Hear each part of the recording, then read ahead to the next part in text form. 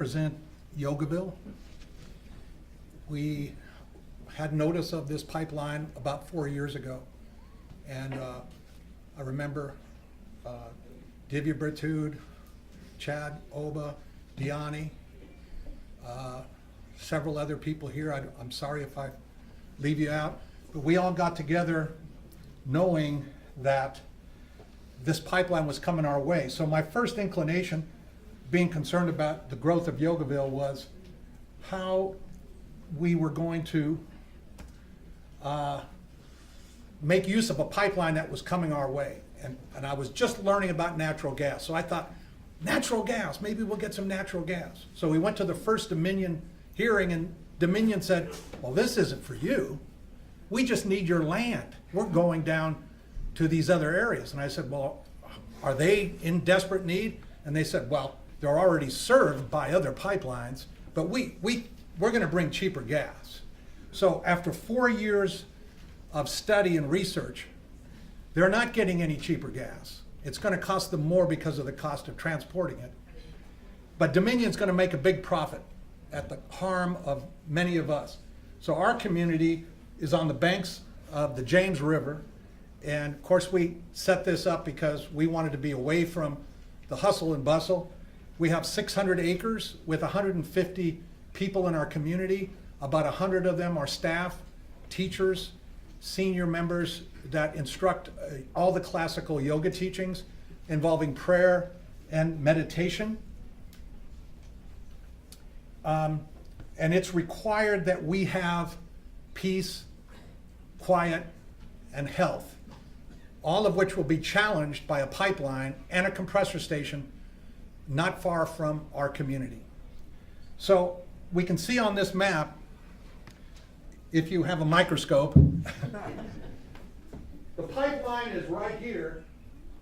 It's within 3,000 feet of our Lotus Temple, 1,600 feet of our school, and about 1,500 feet from our homes.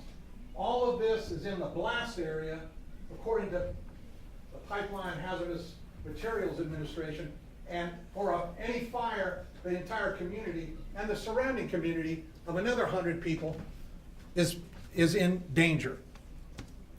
Now, one of the things we're most proud of out of this whole mess in the past 4 years is that yogis and Baptists have come together. Okay?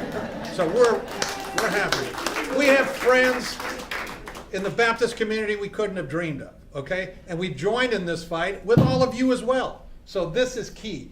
We're just continuing to gather strength. And this is this is in defense of our entire community. Okay? What affects them affects us. And they're part of this whole fight along with us. So we brought these concerns to Dominion at an early meeting about 3 years ago. We said, you know, what about this construction?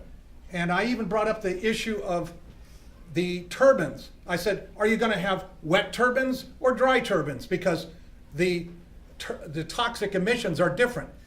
And out of 10 Dominion people, no one there knew what I was talking about.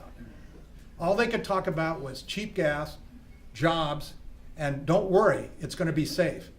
So when you know more about the company and the technology than they do, you know there's something wrong right from the start. So we know that noxious fumes and toxic chemical levels have been found at these compressor stations. I toured the Leesburg Dominion compressor station and I experienced the low-level vibration. It comes from the seat of your pants. And when we brought it up, of course, they ignored that. So PHMSA, which is the Pipeline Hazardous Fuel Administration, they show here that there's an average of 30 serious incidents per year all over the United States.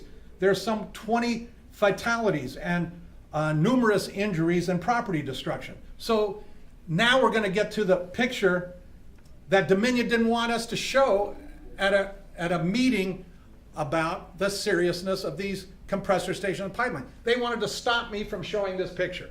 Now this is Sissonville, West Virginia. The entire highway was on fire from a 20-inch pipeline, okay?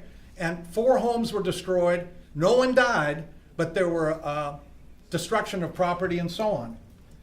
This is an aftermath of a gas compressor station leak in Logan County, Oklahoma. This is a Durham Woods gas line pipe explosion, and 100 people were rendered homeless and had to run into the woods with their children around blankets because there was no evacuation plan. And guess what? There's no evacuation plan currently provided. This is the danger zone around the compressor station area. This is the blue line showing the ACP. This is where the blast zone is, and this is where the church and the community of people in Union Hill live. So we know that's a huge threat. We've talked about the seismic problems. We know that this pipeline is huge. In the Buckingham Comprehensive Plan, they actually stated it's not good to have anything that could threaten this rural area because emergency personnel would take a long time to get there, at least 20 minutes. This is not a good place for a pipeline. Now, there's other issues in the testimony that I'll provide, but let me just conclude that, whoops, I want to go back. We're asking for protection from these issues for environmental justice. We're not getting it from Dominion, we're not getting it from FERC, so we're going to have to seek this ourselves. Thank you for the opportunity to work with you.